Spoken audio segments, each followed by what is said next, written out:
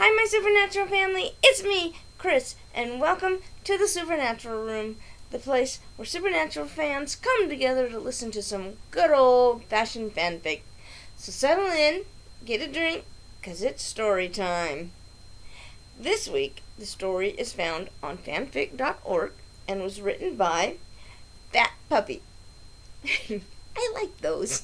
The link is down below. And I do have permission from the author to read the story to you today. So, here we go. Jody padded softly into the living room of her home, catching a glimpse of Dean readjusting the blanket over his prone brother. Oh dear. Dean? Hey, Jody, he responded, without taking his eyes from Sam. He's settled, finally. I don't know, though. It takes a hell of a lot to rattle us. I mean, really rattle us, to the point of not being able to function normally. But this did. Oh, poor Sammy. My heart. Dean returned to the chair across from the couch, where Sam lay quietly, after much protest about not needing to rest until they were back home in Kansas. It was a silent admittance of not wanting to face the wrath of nightmares in front of Jody and Claire and Alex, but rather deal with them at home in the safety of the bunker, where the only witness would be the one person who'd been through every terror of the mine imaginable. His brother. Oh, but his brother needs someone too. Oh. There'd be no judgment, no embarrassment, only acceptance and comfort. Slouching and letting his head fall back onto the softness of the chair, Dean let out a heavy breath. Took some coaxing to get him to stay the night. He was packed and ready to head home. But it's a hell of a long drive, and I needed him with at least a little sleep under his belt. He doesn't sleep much in the car when he's rattled anyway. Just rambles a lot. Jody set a hand on his shoulder. He's quiet, and now you should get some sleep. Go crash in my bed for a few hours. I'll keep an eye on him. Oh, Jody. Dean rubbed his eyes. There was no denying his exhaustion, but he promised Sam that he'd be there to pull him out of any nightmares. It was part of the deal to get him to agree to stay. As much as he wanted and needed to crash, he couldn't. Oh, Dean. I'm good, Joni. I promised him I'd hang around. Jody sighed and immediately transformed into mom mode. You are not leaving this house without sleep under your own belt, young man. Do you hear me? I mean it. No fight. Dean didn't have it in him. Not after these last few horrific days. He relented. I'll get in a few hours in the morning before we leave, once he's up and vertical. The chair arm provided a temporary sitting area for Jody. She sat next to Dean, understanding his need to stay close to his brother. But she also had interest in making sure they got home in one piece. I'm going to hold you to it. You know that, right? You're not getting out of this house until you sleep. A hand sat on the back of his neck and massaged gently. Dean relaxed into it. Jody had become such a good friend. Someone they could rely on for just about anything. She was family, and Dean wouldn't let her down. Yes, ma'am. Dean's response was in gentle humor, but filled with all the untold affections he could muster in 2 words. "Okay, then," she responded, offering a quick, comforting hand. "You need anything before I turn in? I can put on a pot of coffee." A quick look at his brother, already showing the most subtle signs of restless sleep, Dean knew he'd be up all night. Caffeine would help. "Maybe that's a good idea." "Good. Give me a few, and I'll get a pot going." She was up and out, and Dean took the opportunity to check on Sam. He noticed the slight face twitching as he was talking to Jody. Knowing his brother inside and out, after a lifetime of close quarters, Dean had been watching closely, waiting. Then, as promised, he was there. They always are. He took a seat on the floor. Blanket adjusted again. Dean didn't touch his brother, not wanting to wake him, though he made sure the creeping nightmare didn't take hold. Leaning with his back against the couch, he sat quietly. Sam would know he was there. The twitching stopped. Coffee arrived. The steaming cup settled in Dean's hand. He didn't move from his place next to Sam. "There's more in the kitchen, Dean. Wake me if you need anything." "Thanks, Jody." "Anytime." Dean sipped through 4 cups during the night, determined to stay awake enough to keep the bad dreams at bay. He was only partially successful, drifting off a few times. Several of those times, Sam did fall hard into nightmares. There was some thrashing and yelling incoherently before Dean could wake him. Enough noise to wake the house and have 3 pairs of eyes watching them from a distance. From the corner of his eyes, Dean saw the shadowed, sleepy figures of Jody, Alex, and Claire. Silently, he hoped they would stay away. Sam was too caught up in the dreams to know they were near. But he'd wonder and suspect when he woke. So Dean made every effort to not make eye contact with any of them, focusing all his efforts on his brother. Eventually, Jody moved the girls away, though Dean could feel the maternal need she had of wanting to check on him, to make sure. In the end, she decided against it. Sam's final nightmare was the worst. His hands grabbing so hard to Dean's arms that he drew blood with his fingernails.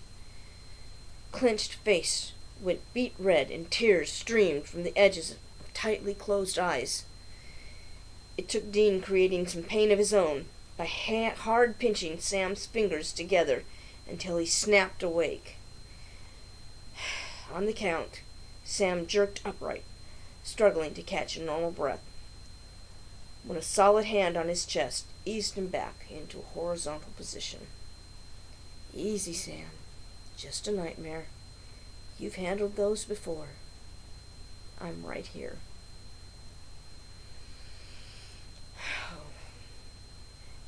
Jody was up and in the background once more, listening, waiting, wanting to help where she could. Once more, Dean ignored her, focused elsewhere. Rattled, breathing began to subside, and Sam found a bit of calm in his big brother, and eventually he slept. The remainder of the night was uneventful, though when morning finally did come, Dean was exhausted. Sam noticed it in the moment he woke. Edging upright, and seeing his older sibling resting on the floor, where he had apparently been all night. Sam gave his brother an affectionate pat on the head as he rose slowly from the couch. "I need a shower." Dean's eyes cracked open, fully aware of Sam moving around. "You need food, Sam, and water. You lost a couple of gallons in sweat last night. You're probably dehydrated. I'll make you some breakfast." "You'll do no such thing, young man," Jody said as she entered the room, fully dressed and ready for the day. "You," she said, pointing to Sam, "shower. And you," she pointed to Dean, "sleep. Go to my room, shut the door, and don't come out until I tell you to. Understand?" Both Winchesters hung their head as if being scolded, and replied with a "Yes, ma'am," in unison. Good boys. Dean woke at noon. Sam had fiddled around the house, helping Jody with a few things to waste the morning. She stayed awake last night, knowing these boys well enough by now they didn't talk about the things weighing them down. They dealt with whenever they figured out how to move on, as they were about to do now. "You rode ready, Sammy?" Dean asked, entering the kitchen as he pulled his jacket on. Sam grabbed 4 bottles of water from their fridge and tossed them in an empty grocery bag. "Yeah, I think so." He turned to hug Jody, and then Dean did the same. "We keep invading your space like this, Jody, and you may just have to build us an addition." "Funny, Dean, and no. As much as I love you boys, your lives are way too complicated for me." That's an understatement. Don't know how you've done this for so long without losing your damn minds and marbles. Keep an eye on each other, okay? We always do. Thanks for everything. Again. Sam was quiet during the exchange, but smiled warmly at their friend, thanking her without actual words. "Let's hit the road, Sam. If we don't stop, should be home by 8. "We have to stop, Dean." "We don't. I'm drinking all this water like you told me to. We're gonna have to stop." "Cross your legs and squeeze it in." "You're a big boy. You can do it." They bickered all the way to the car, Jody behind them smiling. "Dude, I'm not gonna risk a urinary tract infection or kidney damage by not peeing for 8 hours because you can't make a couple of 5-minute stops on the way home." "You sound like a girl, Sam." Jody shouted from behind. "Hey, seriously, I'm right here, you two." "Fine. You sound like a lady, Sam. Get it together, man." "We're stopping, Dean. 3 times." "Such a girl." "I'm not." Their voices faded and disappeared as the car doors closed. Jody could see their gesturing at each other, heads turned, arms flailing. Dean had given her a wink just before stepping into the Impala, telling her that he was, of course, purposely giving Sam a hard time about the water and pit stops, to keep his mind focused on things other than the events of the last few days. It would work for a time, she suspected, but once they were home, and it was just the two of them again, Sam would struggle, and Dean would worry.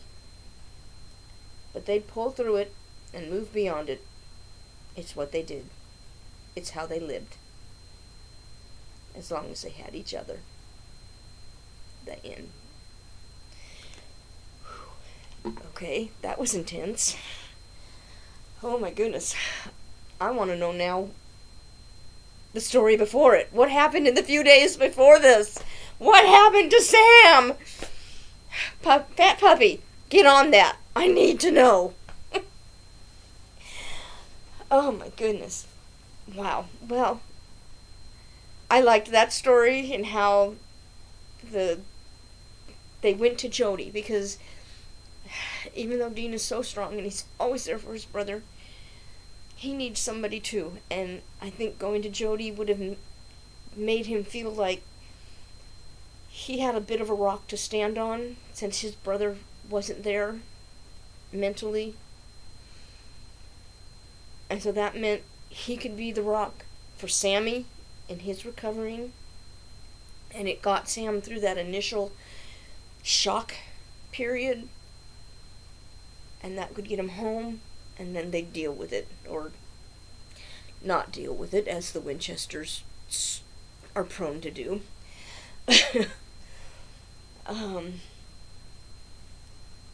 Whew. Yeah, that one's going to take a little while for my heart to stop pounding. Give me your thoughts on it. What do you think? Oh my goodness. Yes, I need to know what happened before this. Leave your thoughts down below.